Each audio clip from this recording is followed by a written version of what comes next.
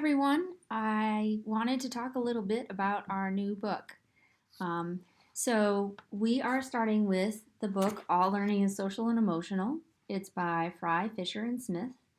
And this book is a great follow-up to our previous book. This book is more focused on helping all students, not just students who have experienced trauma or lots of trauma, but it certainly will help you with your students who have experienced trauma.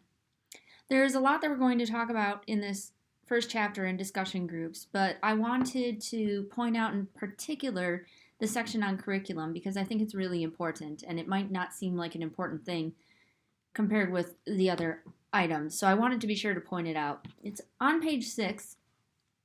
The authors talk about social emotional learning as curriculum, and they talk about the parts of curriculum. These aspects of curriculum that they list are something that you as an educator should be aware of. It will really help you with your work. It will especially help you with equity work.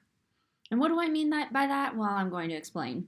So on page 6, the authors talk about the official curriculum, the operational curriculum, the hidden curriculum, the null curriculum, and the extra curriculum. It turns out that no matter how good your plans are, if you're an administrator or a teacher, that you might have here what you want students to learn, but there's all this translation that happens so that what students learn is different from what you might intend. Certainly, like a state in the United States might have a curriculum. I shouldn't keep putting it higher, it's not necessarily better, but a curriculum that they intend, and then that curriculum is implemented, and lots of different things happen in the translation, and there's a curriculum that is learned, including what the student chooses to learn or is able to learn and doesn't, right? What I want to focus on is the hidden curriculum and the null curriculum, because these are things that, as you can see by their names, are not necessarily the things we are thinking about. The hidden curriculum is stuff that we're teaching, but not necessarily teaching explicitly. We may not realize that we're teaching it.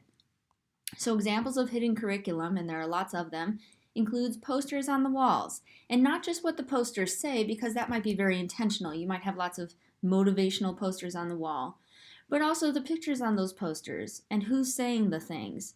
So for example, if you have lots of athletic posters on your walls to inspire students, are the athletes are they representing different genders, different races?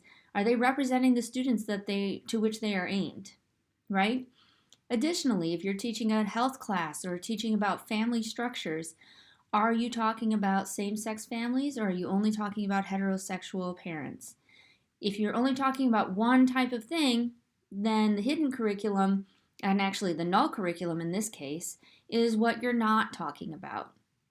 So when you correct student behavior that you don't think is appropriate, you're telling students what is appropriate, and that's part of the hidden curriculum. Now, some of that is really makes sense, but some teachers might think that something is inappropriate that other teachers think is fine, and you might want to consider, what is the message I'm sending if I don't think this is okay, or I do think this is okay? Dress code is a really big example of that, right? And that's usually done by the administration, but often the hidden curriculum in a dress code is that girls' bodies need to be covered up, or that certain types of hair are not okay.